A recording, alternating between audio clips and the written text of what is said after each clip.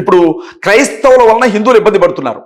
క్రైస్తవులు హిందువుల గుళ్ళ మీద దాడి చేస్తున్నారు, భగవద్గీత మీద దాడి చేస్తున్నారు, లేకపోతే రామాయణం మీద దాడి చేస్తున్నారు, రాముడి విశ్వాసం మీద దాడి చేస్తున్నారు అనుకో, క్రైస్తవులు మేమేం చేస్తామంటే వినండి, అలా ఏమన్నా జరిగితే మేము హిందువుల తరఫున మాట్లాడతాం, ఎందుకంటే వాళ్ళకి ఆ హక్కు ఉంది కాబట్టి. క్రైస్తవుల తరఫున ఇక్కడ ఒక మతాన్ని పర్టికులర్ గా మాట్లాడుతున్నారా? నేనే మాట్లాడుతున్నాను, ఎందుకంటే కాలం మారుతుంది, కాలం మారుతుంది, కాలంతో పాటుగా వయసు కూడా మారుతుంది, ఆలోచన విధానం కూడా మారుతుంది, పద్ధతులు కూడా మారుతాయి. కొన్ని విషయాలు ఒకప్పుడు తెలియకపోవచ్చు, మరి కొన్ని విషయాలు తర్వాత తెలియచ్చు. అప్పుడు మాట్లాడిందే ఇప్పుడు మాట్లాడు అని అంటే కుదరదు. ఒకప్పుడు నాకు రేవంత్ రెడ్డి గారు అంటే ఇష్టం అనుకోండి, ఇప్పుడు నాకు కేసీఆర్ గారంటే ఇష్టం, నాకు కేటీఆర్ గారంటే ఇష్టం, నాకు హరీష్ రావు గారంటే ఇష్టం, నాకు కవితక్ అంటే ఇష్టం. మరి అప్పుడు అలా చెప్పావు ఇప్పుడు ఇలా చెప్పావంటే నా ఇష్టం అండి. నన్ను ప్రభావితం చేసే అంశాలు ఎన్నో ఉండొచ్చు. మేమేం చెప్తున్నాం అంటే జూబ్లీ హిల్స్కి వెళ్ళి క్రైస్తవులు మాత్రమే మాకు ఓటేయండి, హిందువులు ముస్లింలు దళితులు మాకు ఓటేయొద్దని చెప్పడానికి మేము వెళ్ళట్లా. క్రైస్తవ్యం మీద, ముస్లిమ్స్ మీద, లేకపోతే దళిత హిందువుల మీద మీకు చిన్న విషయం చెప్తాను. నిన్న కృష్ణా జిల్లా నందిగాంలో జరిగిన విషయం మీరు వినే ఉంటారు. 2 రోజులు ఒక శవాన్ని సమాధి చేసే అవకాశం లేక ఇంటి దగ్గర పెట్టుకొని కూర్చున్నారు. సంచార జాతులు వాళ్ళు, ఎస్టీలు. మనం చూస్తూ ఉంటాం ఊర్లో రోడ్ల పక్కన గుడారాలు, టెంట్లు వేసుకుని ఉంటారు కదా, వాళ్ళ మనిషి చనిపోయాడు. చనిపోతే ఆ నందిగామలో 7 శ్మశాన వాటికలు ఉన్నాయి. ఆ శ్మశాన వాటికలో ఒక శ్మశాన వాటిక దగ్గరికి శవాన్ని పాతిపెట్టడానికి తీసుకెళ్లి గొయ్యి తవ్వారు. తవ్వగానే అది ఏ సామాజిక వర్గానికి చెందిన శ్మశాన వాటికో వాళ్ళు వచ్చి అడ్డు తిరిగారు, వీడిని ఇక్కడ పాతిపెట్టడానికి వెళ్ళలేదు. ఎందుకు అంటే వీడు కులం తక్కువడు. మిగిలిన 6 శ్మశాన వాటికల దగ్గర అదే పరిస్థితి ఎదురైంది. నువ్వు కులం తక్కువడివి, మా శ్మశాన వాటికల్లో వద్దు అని 7 శ్మశాన వాటికల జనం ఎదురు తిరిగారు. అయితే నన్ను ఒక విషయం చెప్పలేదు, ఈ టైంలో మీకు మ్యాజిక్ కావాలా లాజిక్ కావాలా? మీకు మ్యాజిక్ కావాలా? లాజిక్ లోనే సబ్జెక్ట్ ఉంటుంది. లాజిక్ లోనే చిన్న విషయం చెప్తున్నాను వినండి. రాజకీయం అంటే మతమే కాదు కదా. రాజకీయం అంటే ఎవరో అన్నారు బ్రదర్, నాకు పెద్ద దేశం అంటే మట్టి కాదు, దేశం అంటే మనుషులు అని. మతం అంటే మట్టే, వాళ్ళు కూడా మనుషులేనా? వాళ్ళు కూడా మనుషులే కదా. మనుషుల గురించే మాట్లాడుతున్నాను నేను. 2 రోజులు శవాన్ని పాతిపెట్టకపోతే ఒక్క నిమిషం వినండి.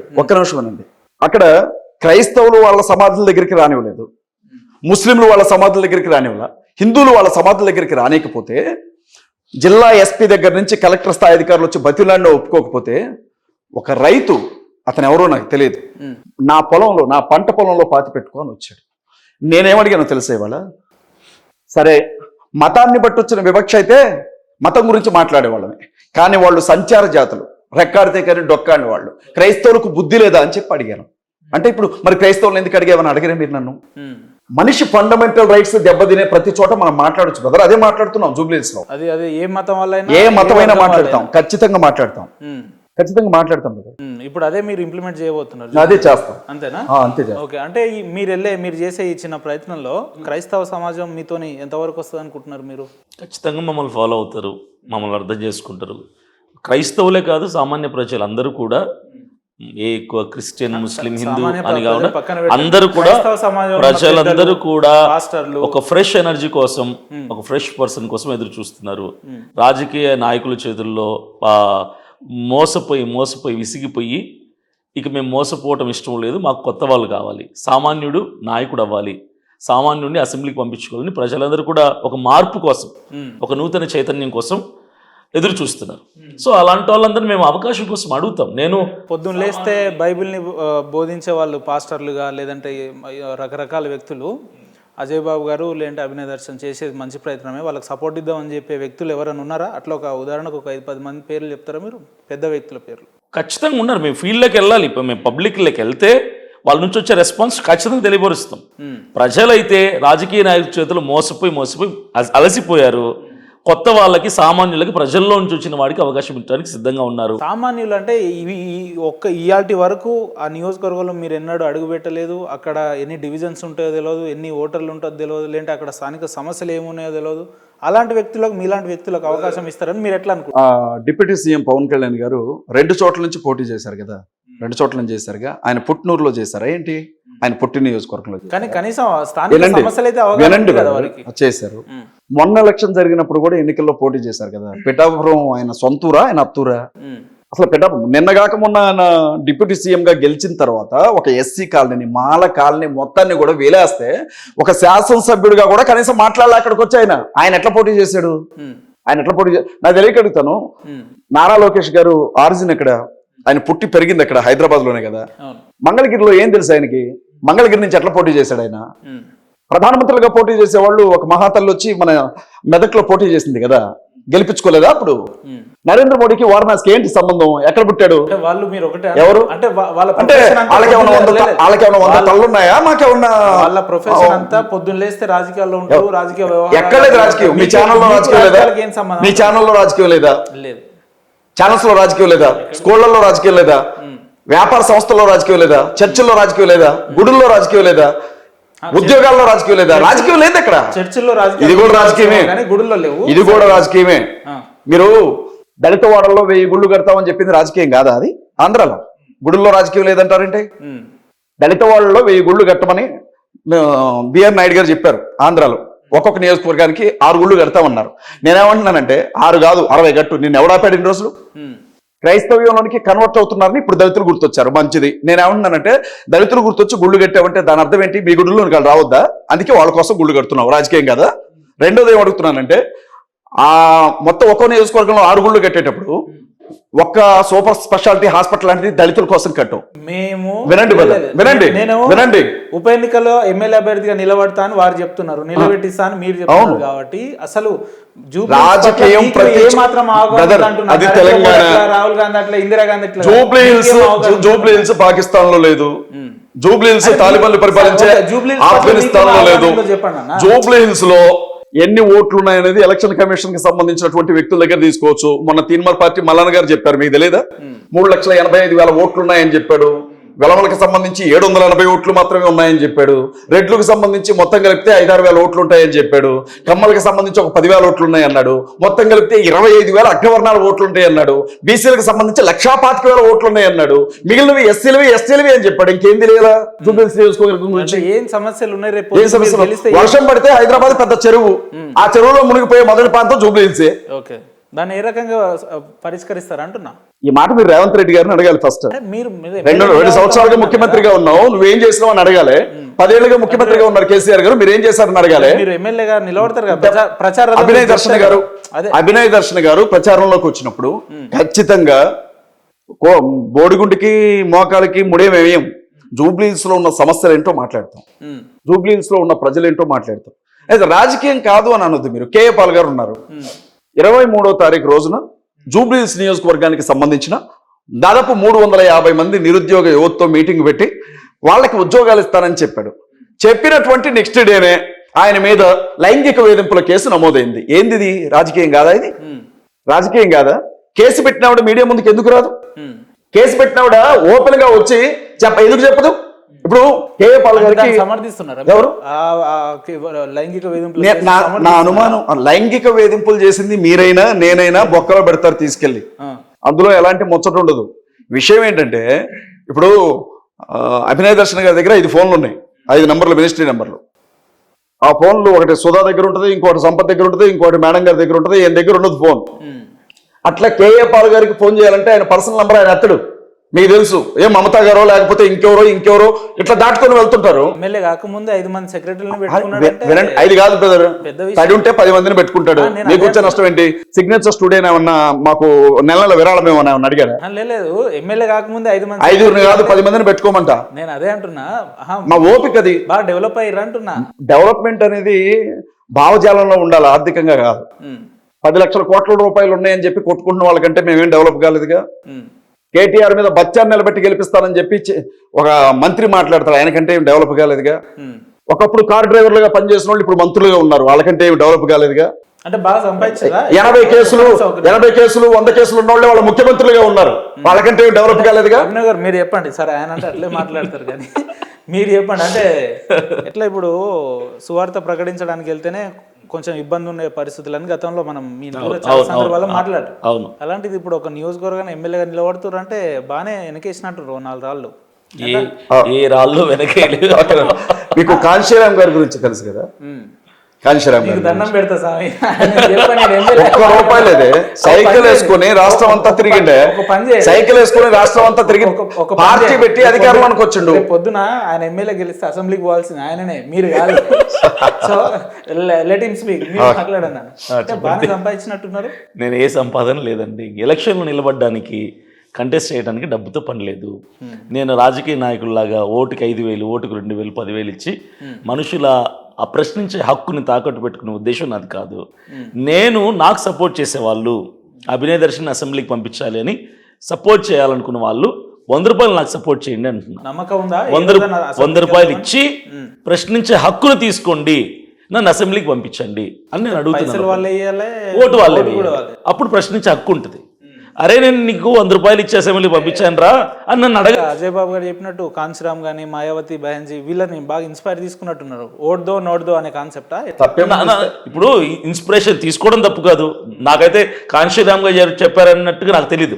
నాకు ఈ రోజు వేరే ఇంటర్వ్యూకి వెళ్ళినప్పుడు అక్కడ తెలిసింది. ఉంది కదా ఓడ్దో నోడ్దో ఉంది. అదే సరే, అదే కాన్సెప్ట్ అనుకో. చిన్న విషయం సరే, కాంశీరామ్ గారు అంటే ఎప్పుడో విషయం. ఆమ్ ఆద్మీ పార్టీని మొన్నే చూసినాం కదా మనం ఢిల్లీలో. ఏది లిక్కర్ స్కామా?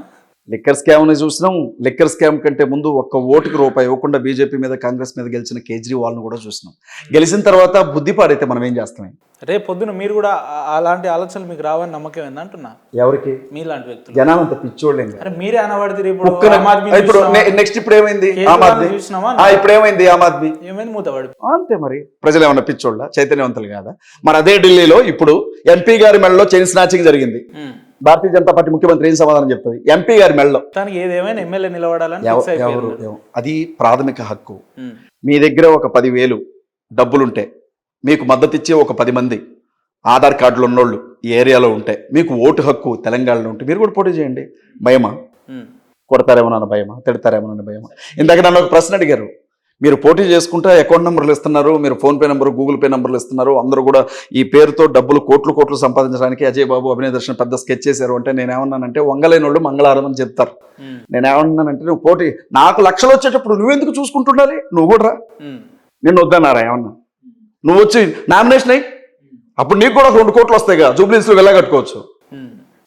ఇప్పుడు 4 మస్తు మాట్లాడుతుంది, కానీ ఏం జరుగుతుంది అనేది అందరికీ తెలుసు. నీకు సత్యం ఏందో తెలుసు, నాకు సత్యం ఏందో తెలుసు. నాకు తెలియదు అన్న, మీరు చెప్తే వినాలని ఉంది. ఎందుకు నిలబడాలనుకుంటారు? మెయిన్ మోటో ఏంది? క్రైస్తవుల తరపున, దళితుల తరపున, ముస్లింల తరపున, దళిత హిందువుల తరపున అవమానించబడుతున్న ప్రతి ఒక్కరి తరపున మాట్లాడడానికి ఒక గొంతులాగా ఉండాలని ఆశపడుతున్నానే. తప్పే ఉంది చెప్పు. వద్దంటే చెప్పకపోతే సిగ్నేచర్ స్టూడియో వాళ్ళు ఒక ఆర్డర్ రిలీజ్ చేయండి, మీరు పోటీ చేయొద్దని వెళ్ళిపోతాం మేము. అట్లా కూడా ఉంటుందా? మనకి అంతే కదా. ఎందుకు పోటీ చేస్తున్నాం అంటే ఎందుకు చేయమని అడుగుతారా మీరు? విత్డ్రా చేసుకుంటారా? ఎవరు? చివరి నిమిషంలోనా? మీకు అట్లనే కనపడుతున్నాం. లేదు, ఇప్పుడు మీరు పోటీ చేసేదేమో అవతల పెద్ద పార్టీలు, బీఆర్ఎస్, బీజేపీ, కాంగ్రెస్, ఇంకా పార్టీలు వస్తాయి. మీ ఇద్దరికి ఫోన్లు వస్తాయి అనుకోండి, ముఖ్యమంత్రి గారు లేదంటే మాజీ ముఖ్యమంత్రి గారు ఫోన్ చేసి, మీ గురించి చాలా విన్నాము అజయ్ బాబు గారు, అభినయ్ గారు, మీలాంటి వాళ్ళు పోటీలు వస్తే మా లాంటి వాళ్ళు కష్టం అయిపోతుంది, దయచేసి మీరు తప్పుకోవాలి. ఒక నిమిషం. రేవంత్ రెడ్డి గారు, కేసీఆర్ గారు ఫోన్ చేసి మీరు తప్పుకోవాలి, ప్రభుత్వంలో ఉన్నాం, ప్రోటోకాల్ ఇస్తామని వారు అంటారు. మేము నెక్స్ట్ వస్తే మేమేం చేస్తామో తెలుసా? ఒక అనౌన్స్మెంట్ చేయమంటాం. క్రైస్తవులకు కానీ, ముస్లింలకు కానీ, దళితులకు కానీ మతం పేరుతో ఎలాంటి దాడులు ఇక జరగవు. మత స్వేచ్ఛ హక్కును మేము ప్రొటెక్ట్ చేస్తాం. మత స్వేచ్ఛతో ఈ రాష్ట్రంలో ఉండే ప్రజలు బ్రతకొచ్చు. తేడాలు వస్తే తాట తీస్తాం అని ఒక చట్టం చేయమనండి. మీరు ఇవన్నీ చెప్పేలోపు వాళ్ళు ఫోన్ కట్ చేస్తారు. చేసుకొని ఎవరికి నష్టమే. అంత అవసరం లేనప్పుడు ఫోన్ ఎందుకు చేస్తాడు? మాకు అవసరం ఉంటేనే కదా అతను ఫోన్ చేసేది. అంటే కాంప్రమైజ్ గారా అంటున్నా. 1 కోటి రూపాయలకో, 10 కోట్లకో, 100 కోట్లకో, లేదంటే ప్రోటోకాల్ ఇస్తామనో, లేదంటే పదవులు ఇస్తామనో, బుగ్గ కార్ ఇస్తాం, 2 గన్మెన్లను ఇస్తాం, మంచిగా ఉన్న రోజులు ఎంజాయ్ చేసుకోండి అంటే ఏంది పరిస్థితి? 1 సంవత్సరం ఆయుష్కాలం ఏమో మనమే విత్డ్రా చేసుకుంటాం. ఉన్న ఆయుష్కాలం కంటే ఎక్కువ ఒక 1 year ఏమో మనం ఆయుష్కాలాన్ని. పాస్టర్లు అంటే కేవలం పొద్దున్న లేవాలి, చర్చిలకు పోవాలి, ఆదివారాలు సువార్తలు ప్రకటించుకోవాలి, అంతవరకే ఉండాలి. మనకి ఎందుకు ఈ లేనిపోయిన రాజకీయాలు, లేదంటే రాజకీయాల పేర్లు ఇవన్నీ ఎందుకు అని అనుకునే వ్యక్తులకు ఏం చెప్తారు? అయితే నేను ఒకటే చెప్తాను. అంబేద్కర్ గారు క్రైస్తవులకు వ్యతిరేకంగా ఒక పెద్ద స్టేట్మెంట్ ఇచ్చారు. డాక్టర్ బిఆర్ అంబేద్కర్ గారు క్రైస్తవులకు వ్యతిరేకంగా చాలా పెద్ద స్టేట్మెంట్ ఇచ్చారు. ఆయన ఏమన్నారంటే, మీరు క్రిస్టియానిటీలోనికి ఎందుకు రారు, బౌద్ధంలోనికి ఎందుకు వెళ్తున్నారు అని అడిగితే ఆయన చెప్పేది సమాధానం, క్రైస్తవులు పరలోకం గురించి ఆలోచిస్తారు కానీ వాళ్ళ చుట్టూ ఉండే సమాజం గురించి ఆలోచించరు అన్నాడు. ఆయన ఏ స్టేట్మెంట్ ఇచ్చాడో అదే స్టేట్మెంట్కి నేను ఇప్పుడు కూడా నేను ఆ స్టేట్మెంట్ మీద కట్టుబడి ఉన్నాను. నేను క్రైస్తవుల కోపం వచ్చిన పట్లే నేనేమంటానంటే, చర్చ్ పాస్టర్ని ఎప్పుడు బైబిల్ పట్టుకున్నప్పుడు, దేవుని వాక్యం చెప్పినప్పుడు, నా వ్యక్తిగత జీవితంలో చర్చ్కి వెళ్ళినప్పుడు, బహిరంగ సభలకు వెళ్ళినప్పుడు, యూట్యూబ్లో మెసేజ్ చెప్తున్నప్పుడు, నా పర్సనల్ లైఫ్లో పౌరుణ్ణి ఎప్పుడు నా హక్కులకు విఘాతం కలిగినప్పుడు, నా ప్రజల మీద దాడులు జరిగినప్పుడు, నాకున్నటువంటి రక్షణ పోగొట్టుకునేటప్పుడు పౌరుడిగా కూడా మాట్లాడతాను నేను. ఇప్పుడు చార్లీ క్లిర్క్ గారిని ఎందుకు చంపారు? అమెరికాలో గే మ్యారేజ్లు చేసుకోవద్దని చెప్పాడు. మగాళ్ళు పెళ్లిళ్ళు చేసుకోవద్దు, ఆడోళ్ళు లెస్బియన్స్ పెళ్లిళ్ళు చేసుకోవద్దు, అధికారాన్ని అడ్డదిడ్డంగా వాడొద్దు, దేవుడు వాడినట్లుగా అధికారాన్ని ప్రజల కోసం వాడండి అంటే ఇక్కడ కాల్చి చంపారు ఆయన్ని. నేను అలా ఉండాలనుకుంటున్నాను, తను అలాగే ఉండాలనుకుంటున్నాడు. ఏదేమైనా నిజాలు చెప్తారు మీరైతే. ఎవరు? మీరు. ఇప్పుడైతే నీకు అబద్ధం చెప్పేంత గట్టి పరిస్థితి ఏమున్నదే నాకు? నీకు అబద్ధం చెప్తేనే తప్పించుకుంటా అనే ప్రశ్న ఏదన్నా అడిగితే అబద్ధం చెప్తానేమో. అంత పెద్ద ప్రశ్న ఏం అడిగినావు నీకు అబద్ధం చెప్పడానికి? నేను ఇందాక అభినయన దగ్గరే ఆ క్వశ్చన్ ఆగిపోయింది. సువార్త వెళ్ళడానికే ఇబ్బంది పడుతుండే, అలాంటిది ఒక నియోజకవర్గంలో ఎమ్మెల్యేగా నిలబడాలంటే ఎంతో అంత కోట్లలో లక్షల్లో మోతాదు ఆదాయం సంబంధించిన విషయం కదా. దీన్ని ఎట్లా అధిగమిస్తారు మీరు అంటున్నా? అంటే డబ్బులు ఖర్చు పెట్టే తప్ప పోటీ చేయలేమంటారా? ఎందుకు చేయలేము? డబ్బు దేనికి అవసరం? నామినేషన్ వేయటానికి, క్యాన్వాసింగ్ చేసేటప్పుడు, ప్రచారం చేసేటప్పుడు, జెండాలకో, నీ వెహికల్ ఖర్చులకో, మీ ఎమ్మడి తిరిగేటోళ్ళకి సాయంత్రం కనీసం భోజనం అన్న. మా ఎంబడి తిరిగే వాళ్ళు వాళ్ళ ఖర్చు వాళ్ళే పెట్టుకుంటారు, మా మీద అభిమానంతో వచ్చేవాళ్ళు. అన్న ఆ ఖర్చులు అవన్నీ కూడా మేము చూసుకుంటామన్నా. మరీ గతి లేని వాళ్ళం అయితే కాదు. ఒక్క మాట 5 లక్షలు మరి అంత గతి లేని వాళ్ళు కానప్పుడు చెప్పండి. మీరు అంత గతి లేని వాళ్ళు కానప్పుడు అవును అందుకే పోటీ చేస్తున్నాం. పోటీనే చేయలేదు, తిరగనే లేదు, రానే లేదు. పొద్దున్న లేస్తే స్టేటస్ లో పెట్టి కింద స్కానర్ పెట్టి పెడుతుండు. అరే మీకు అంత ఇదే ప్రశ్న మీ దగ్గర డబ్బు ఇదే ప్రశ్న కరుణాకర్ సుగ్గులాన్ని అడిగారా? ఎప్పుడు నేను ఎమ్మెల్యే నిలబడుతున్నా నాకు పైసలు ఇదే ప్రశ్న లలిత్ కుమార్ అడిగారా? అమర ప్రసాద్ అడిగారా? వినండి అన్న, నిలబడే స్తోమత ఒక విషయం విను, ఒక విషయం మేము క్రైస్తవుల కోసం కొట్లాడుతున్నాం. క్రైస్తవులు ఇష్టపడి పంపిస్తే ఒకవేళ పంపిస్తారు, మిమ్మల్ని ఏమన్నా బెదిరించి అడిగారా? అరే మా హక్కే అది, మేము క్రైస్తవుల కోసం కొట్లాడుతున్నాం, దట్స్ మై రైట్. మీరెవరు కాదనడానికి? ఎవరికి ఎవరు పంపలేదు, నేను పెట్టుకుంటారు, నో ఇష్యూ లేదు. స్కానర్ పెట్టారు, ఎవరైనా మీకు కంప్లైంట్ చేశారా? నా స్కానర్ చూసిన కాడ నుంచి దెయ్యంలా కనపడుతున్నా, నాకు అది అర్జెంట్ గా 1000 రూపాయలు పంపిస్తే తప్ప నా ప్రాణం ఆగట్లేదు, నా ప్రాణం పోయేలాగా ఉందని ఏమన్నా మీకు కంప్లైంట్ చేశారా? నాకు ఒక 1000 ఫోన్లు వచ్చినాయి. ఎవరికి? నాకు ఒక 1000 ఫోన్. నరవలేని 4 అంటారు తెలుసా? Let me complaint. అది నోటుకు వచ్చినట్లుగా చెప్తా. ఎవరే